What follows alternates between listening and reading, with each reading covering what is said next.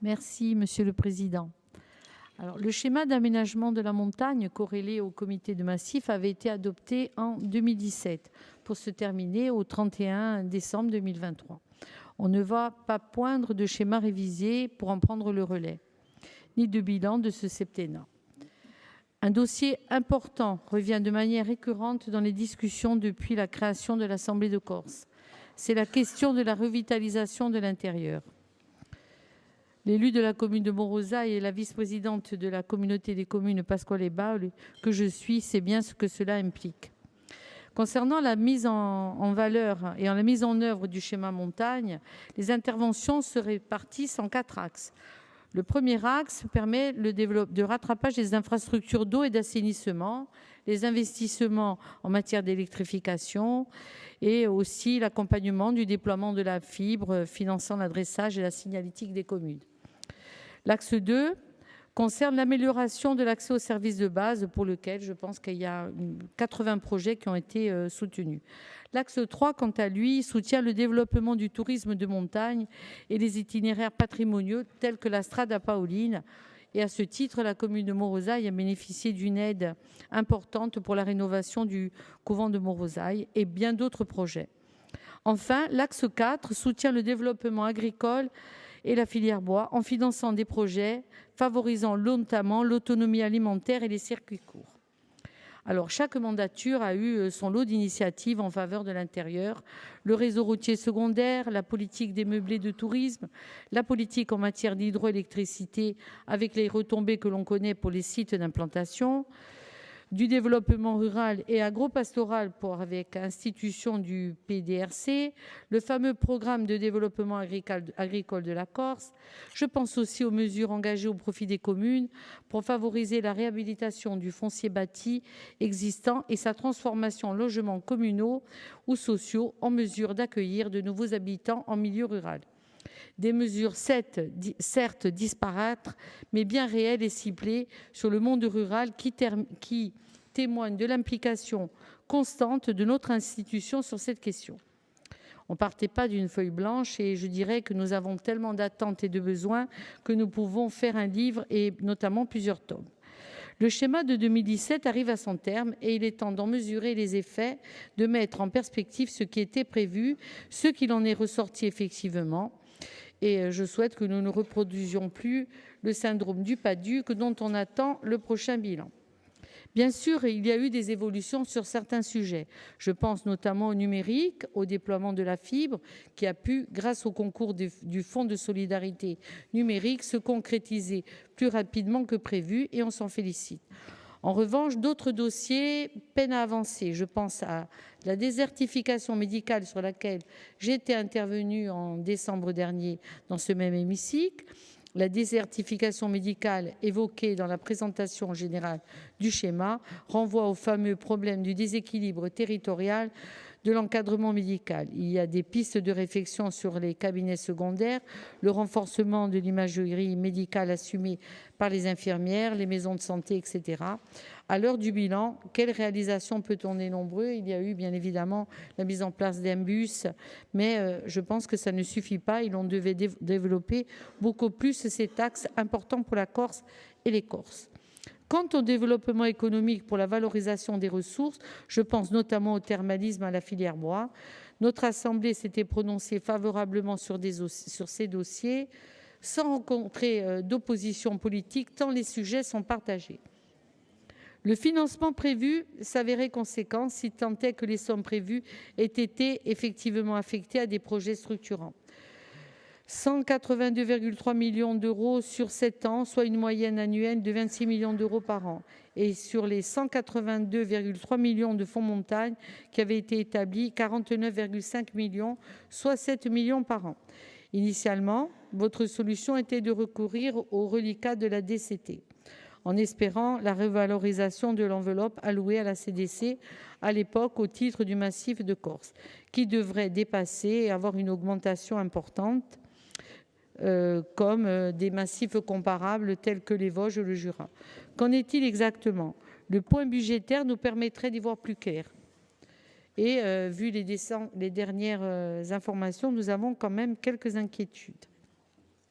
Donc, ce que nous souhaitons, c'est un bilan financier global dans les grandes masses, un rapport détaillé à l'occasion de la prochaine session, faisant état des opérations réalisées au titre du schéma montagne entre 2017 et 2023.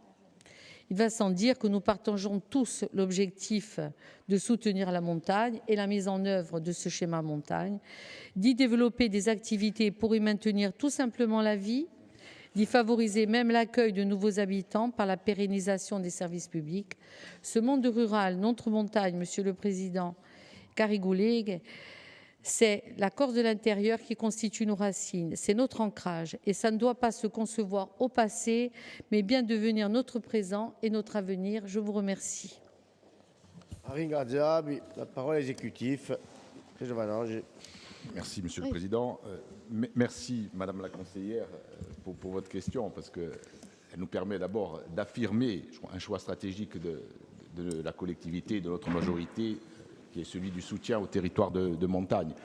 C'est un choix politique fort, c'est aussi un choix budgétaire qui est, je dirais, un petit peu à contre-courant du modèle dominant et habituel que l'on retrouve ailleurs, c'est-à-dire celui de soutien souvent aux grands bassins de population, voire aux territoires littoraux.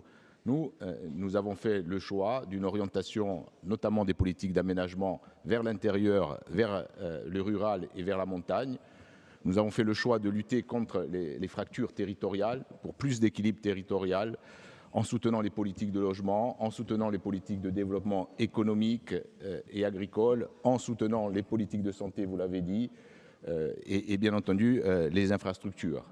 Nous le faisons massivement grâce à des dispositifs d'aide qui sont, vous le savez, lorsqu'il s'agit d'intervenir dans ce territoire où les contraintes sont plus fortes, ils sont bonifiés avec des taux d'intervention qui sont bien plus importants. Et je vais vous donner au moins un chiffre. Depuis 2018, entre 2018 et 2023, c'est plus de 200 millions qui ont été affectés avec ces dispositifs d'aide aux politiques de soutien des territoires de montagne, en soutenant plus de 5000 projets portés par des collectivités, par des petites communes en majorité. Donc vous pouvez aussi vous imaginer ce que ça fait dans les budgets communaux, ce que ça apporte aussi dans les territoires en termes d'activité économique. Moi, je pense que souvent, ici, les oppositions nous reprochent de manquer de marqueurs. Là, vous avez un marqueur fort de cette majorité, je pense, qui est assumé. C'est celui des aides aux territoires, notamment aux territoires de montagne. Et je pense que ça représente un investissement majeur et indispensable pour la Corse. À ces dispositifs d'aide, et vous l'avez souligné aussi, depuis 2016, a été réactivé le comité de massif. C'est aussi un travail qui est à mettre au crédit de la majorité territoriale. Et dès 2017, a été voté à l'unanimité, je pense, le principe du schéma montagne et du fonds montagne. Ces travaux, ils nous ont permis d'engager un certain nombre de politiques, vous en avez parlé, notamment en citant les 4 axes d'intervention du schéma montagne. Vous nous posez 2 questions, si je résume. La première question, c'est quel en est le bilan et quelle en est l'évaluation et où en est la révision. Je m'étonne un peu de cette question, Madame la conseillère, parce que je pense que vous le savez, lors de la réunion des assises de la montagne en février 2023 à Tsic, il y a un bilan qui a été présenté du fonds montagne, un bilan qui est éloquent, et vous l'avez repris dans les axes, hein, je vais me permettre moi aussi de les citer.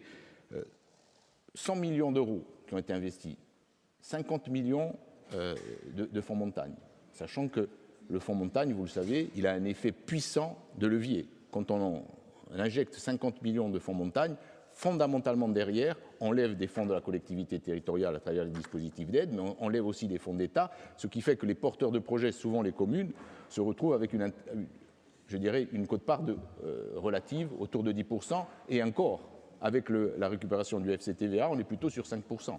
Donc vous voyez là l'effort conséquent. Sur les axes, sur le premier axe, l'infrastructure eau et assainissement, pratiquement 190 projets, 36 millions d'euros, dont 18 millions de fonds montagne.